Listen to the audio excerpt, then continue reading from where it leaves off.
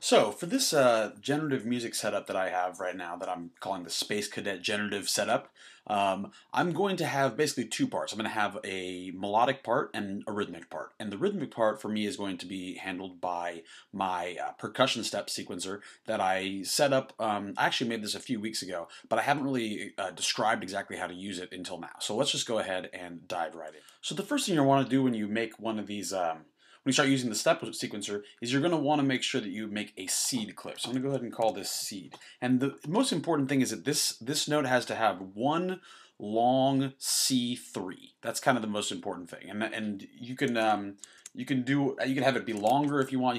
You could have it be shorter, but it has to be a note that fits the entire clip, and it has to be a seed 3. That's the most important thing.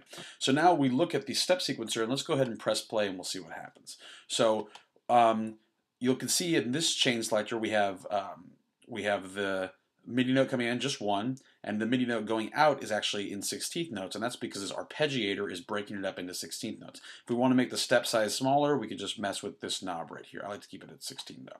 Choice is going to be the number of steps in our step sequencer. Okay, and then it goes into the steps instrument rack, or device rack rather, and you can see what happens is it breaks it up so that I have each step is going to a different chain. So these numbered chains are for each different step, and right now I have 16, but you can see it's stopping at 8 because I've back in the number of steps I've selected 8, but you could do it up to 16. You could do even more if you want to do some modifications to the rack. And then if I go into one of these steps, double click this step, let's look over here, you can see what happens. It's actually taking the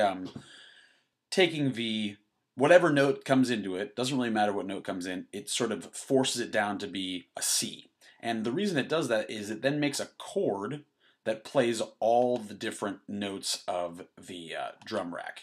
And you can see that they're all happening simultaneously. And so what this does effectively is the default would be just the every note in the drum rack being played, or every note in this 16 or actually 8, there's only 8 choices, in these 8 cells, would be those all being played simultaneously, which would be totally cacophonous, right?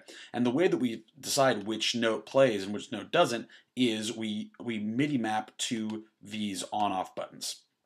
So basically what I've done is I've gone through each one of these steps. Like I'd select step 1, and then I would go into drums, and I would MIDI map each one of these on-off switches with the little speaker on them. I'd map these all to a note or a pad in a column of my launch pad.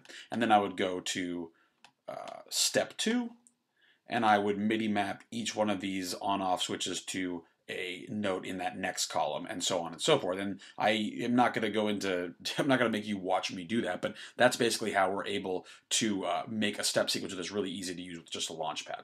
And so you'll notice now if I press play here, I have this note activated on all of my steps, and you can see I'm just getting 16th notes on this this pad down here. But let's say I don't want the I don't have any drums down here. I don't want to use that area of the step sequencer, so I'm just going to go ahead and transpose it up. And you can actually use that transpose to have the to move the pattern around the drum rack. So I'm actually going to close that, transpose it up. Actually, close these different views. We don't actually need those.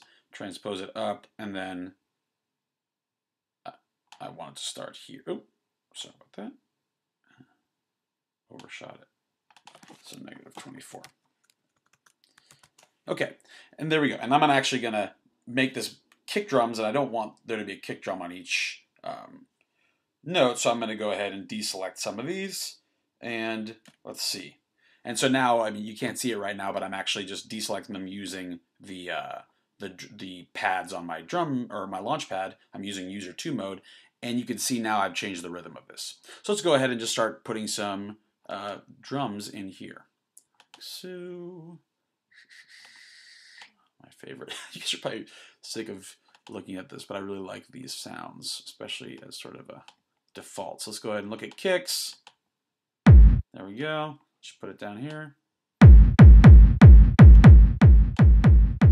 Make this a little bit slower.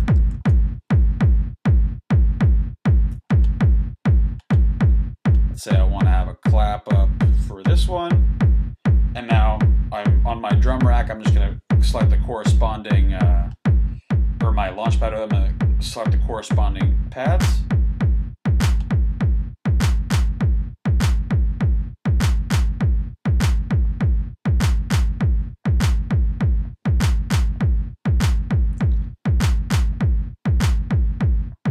So you can see I'm doing this all without making any alterations in the actual drum clip right here, which is pretty useful. So this means that I like to do this. I do this especially with a generative type thing because I like because I don't have as much control over the melodic elements. I want to be able to do cool stuff with the step sequencer kind of on the fly.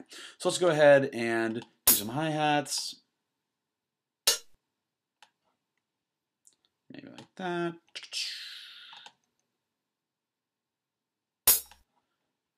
So, and then we'll just do one more little.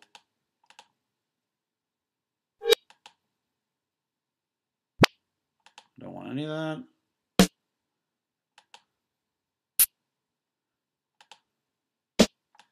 So let's just have these. And so now you can hear, actually I can just go ahead and play this.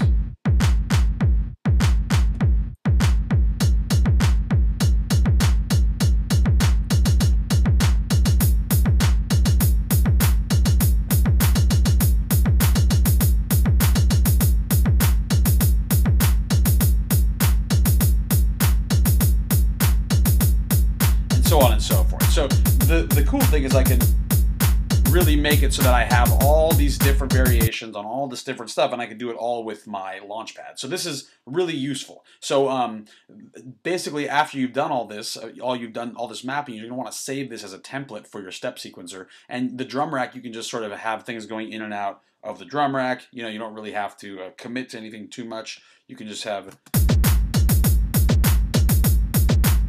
And then also, and this is going to have all the normal controls of a drum rack. So if I want to go in here and I want to mess with the volume of each step, I can do that. If I want to add individual effects on each step, I can do that as well. And so I'm doing it with just eight steps right now, but you really could do up to 16. I mean, I would usually use 16, but I'm just showing you 8 for the purposes of demonstration here. And you know, once you start doing that stuff, you can really get into all kinds of really cool variations, especially if you're playing this live. I mean, it's a really awesome technique. So anyway, so keep that in mind, and definitely also think about how you can incorporate this into your live set. I mean, you could really do a lot of stuff that would be possible for just a normal step sequencer you can now do in Ableton.